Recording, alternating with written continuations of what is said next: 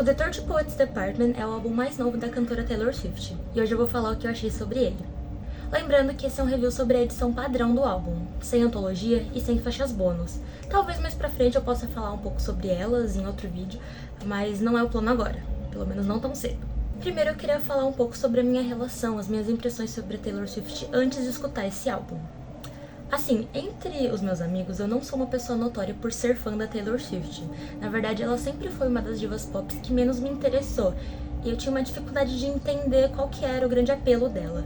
Além disso, ela tinha umas composições que eu achava, no mínimo, meio Esse barulho que a gente tá ouvindo é o Foi aí que eu me encontrei realmente curiosa e disposta a tentar entender esse impacto que ela tem na indústria, nas pessoas. Em 2022, eu escutei o Midnight assim que ele saiu, e na preparação para o The Tortured Poets Department, eu conversei com amigos, eu fui aprender sobre os últimos relacionamentos dela, e eu tava até mesmo curiosa para saber o que ela ia falar aqui, porque escutando Midnight, eu teria um certo carinho pela imagem dela e do Joe Alwyn, compondo músicas no piano. Achei isso muito bonitinho, então eu tava curiosa para saber o que ela tinha a falar sobre o término dessa relação que durou tantos anos, né? Com esse contexto em mente, vamos falar do álbum em si. A primeira coisa que chamou a minha atenção foi o título e o quão pretensioso ele soa. Agora eu sei que foi uma decisão deliberada, porque alegadamente a Taylor Swift está fazendo uma referência ao grupo que o Joe Alwyn, né, o ex-namorado dela, tinha com amigos no WhatsApp. Ainda assim, eu acho que é uma escolha bem arriscada de título, porque se você vai chamar o seu álbum de Departamento Poetas Torturados, você tem que saber que as pessoas vão esperar um certo nível de composição, um certo nível de poesia torturada, que infelizmente eu não acho que ela conseguiu corresponder a isso. Eu acho que o nível da composição não tá no que deveria ser e não tá nem no máximo que eu acho que ela consegue. Então isso foi um pouco decepcionante pra mim. Em relação à sonoridade, as minhas expectativas já não eram muito altas, porque o Midnight, na minha opinião, já estava bem tedioso. A produção do Jack Antonoff já estava muito defasada. Isso 2 anos atrás, então imagina agora. Eu não tô negando que o Jack Antonoff é um bom produtor. O trabalho dele com a Lorde no Melodrama, por exemplo, é muito bom.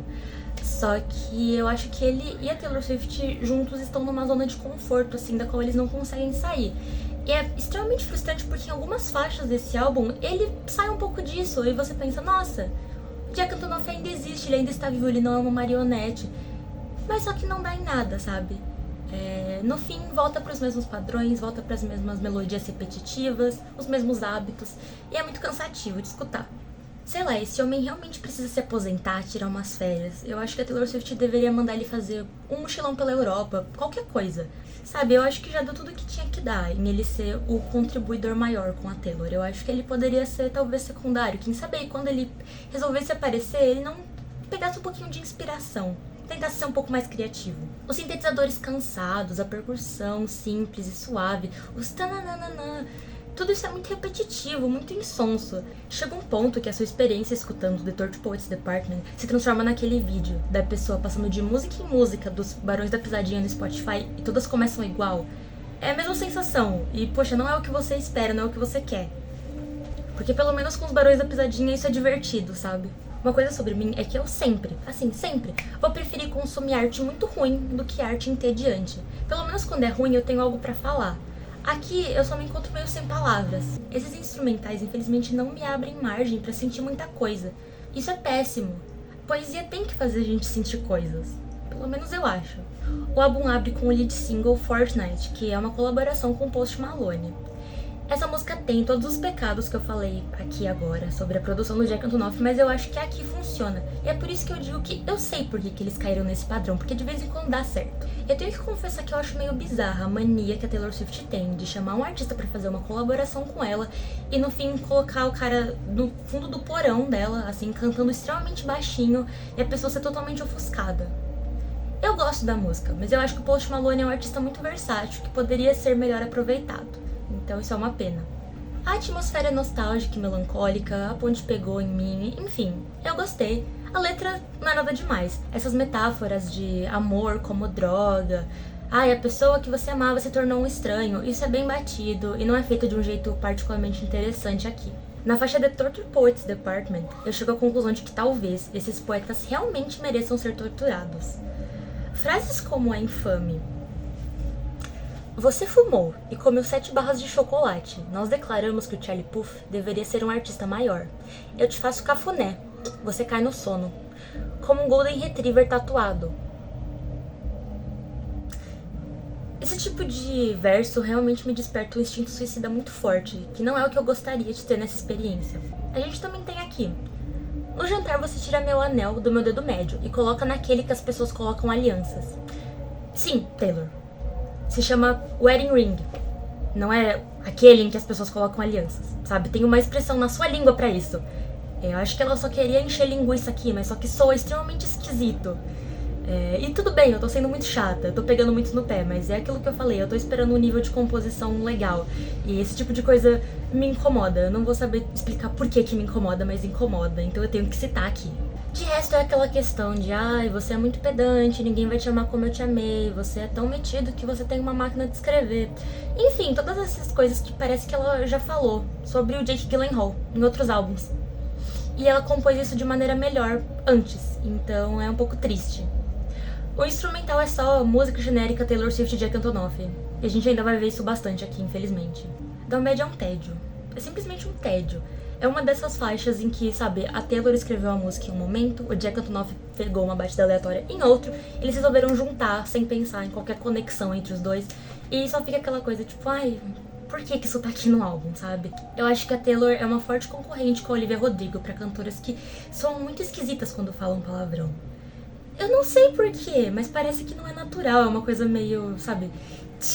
Olha só, eu falando funk. Eu não sei porque isso acontece, mas é incômodo. So Long London é um ponto positivo, tem uma intro legal, tem uma carga dramática que eu gosto, a composição é de boa também, tem aquela sensação constante, né, de que a música vai explodir, no fim nada acontece, isso é obviamente, né, a mesma coisa que aconteceu com o relacionamento dela com o Joe, eu gosto disso, eu acho legal, um ponto positivo. Eu entendo o puxão de orelha que ela dá nos fãs dela na música But Daddy I Love Him. Eu não entendo esse puxão de orelha ser justamente no momento em que as pessoas estão falando sobre, sabe, o do Matt Healy. Primeira vez que eu escutei esse álbum, eu tava entre amigos, e aí eu e um outro amigo simplesmente caímos na risada quando começa o refrão, e ela fala tão rápido, Now I'm running with my dress unbuttoned. Eu não sei, fica, sabe... Mais uma vez, eu tô sendo chata, desculpa, me incomoda. Flórida é outro ponto alto do álbum. A influência da Florence é muito forte, o que eu aprecio muito. Você ainda consegue perceber que é uma música da Taylor, mas sabe, tem a atmosfera de uma faixa do Florence and the Machine. A voz da Florence Welch é maravilhosa. Essa mulher é uma entidade, não tem muito o que dizer. Se for preciso sacrificar o Post Malone mais cedo, deixar ele trancado no porão, então tá, eu perdoo, pelo menos ela deixou a Florence cantar.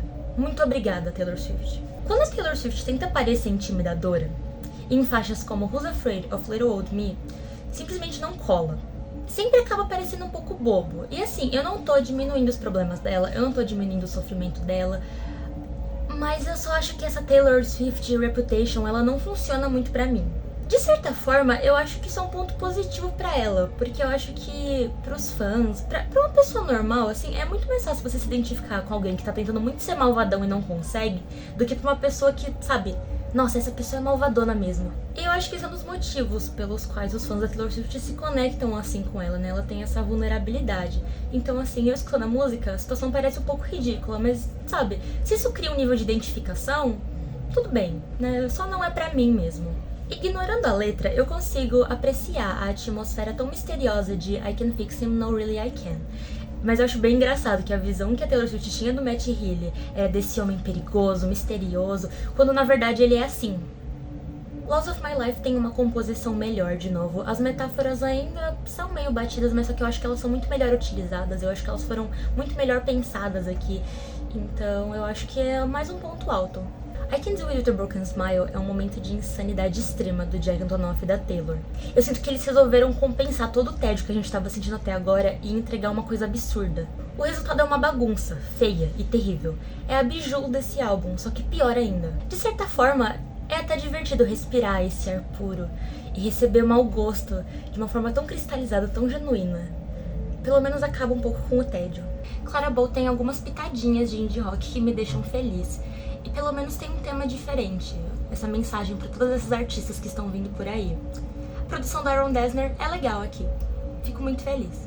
Agora que eu já passei pelas faixas que me marcaram mais, eu queria dizer que, assim, esse álbum deveria ser mais curto, não tenho nenhuma dúvida quanto a isso. É por isso que é tão absurda a decisão de lançar 31 outras músicas depois.